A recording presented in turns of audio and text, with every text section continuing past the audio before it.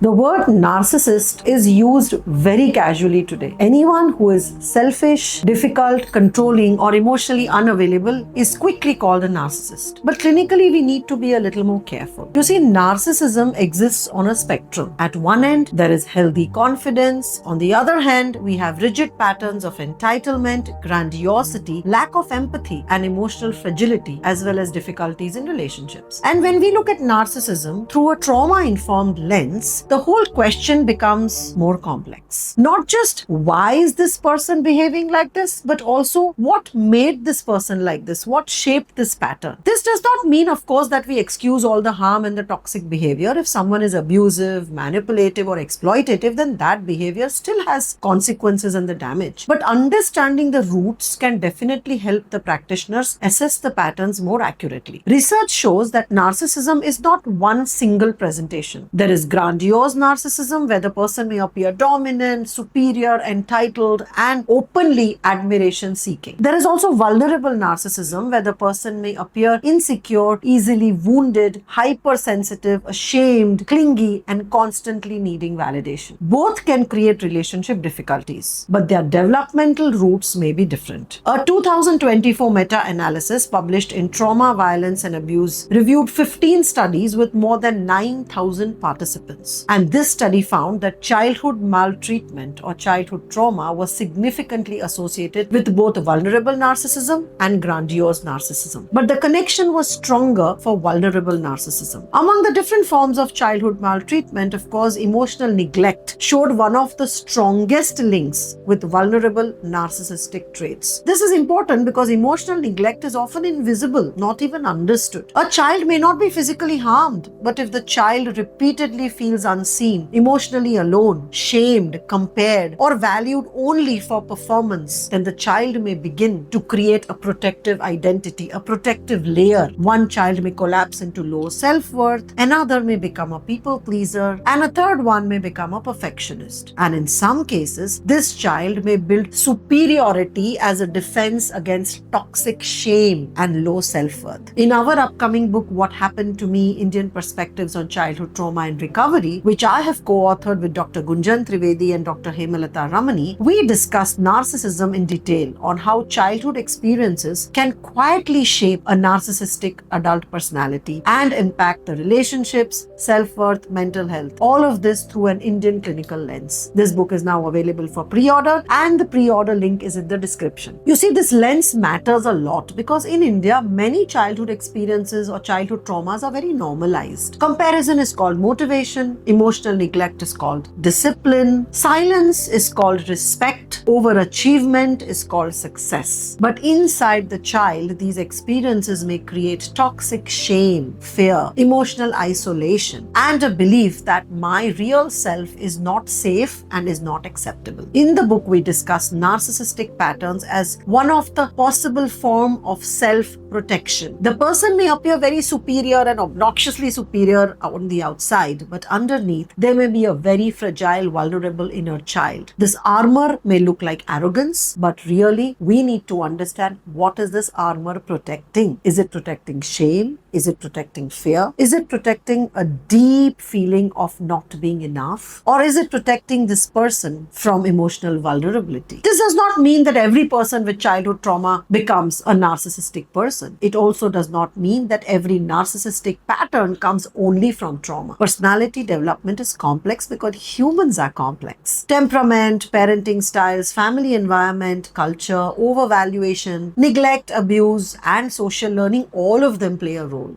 But if we completely ignore childhood adversity, we may only label the behavior and miss the architecture underneath it. For practitioners, this is where the assessment becomes very, very important. When a client shows entitlement, emotional defensiveness, lack of empathy, intense shame, anger after criticism, or repeated relationship conflict, we should not stop at the labels. We need to really understand what went on behind the scenes, the developmental history. Was the child emotionally neglected? Were they excessively praised without any emotional grounding? Were they humiliated constantly, or were they parentified? Were they made responsible for the parents' emotions? Were they loved only when they performed and got good grades? These questions change the entire case formulation, because treating narcissistic patterns only as arrogance may not be enough. We also need to understand the fear, the shame, the emotional wounds that may be maintaining the pattern. The important point is understanding narcissism through childhood trauma does not remove responsibility. It gives us a clinical depth that is needed to understand where this pattern may have developed and what continues to maintain it. This allows us to move away from casual labeling towards a more careful understanding of the person behind that behavior. In trauma-informed work, that shift matters because the deeper clinical question is not limited to what is wrong with the person. We also need to ask what happened to this person and what did this pattern help them survive. Trauma can also appear through intense physical reactions like panic attacks, even when the person cannot identify any immediate danger. I have made another video explaining why panic attacks may be connected with trauma rather than a personal weakness. Click here to watch that video next.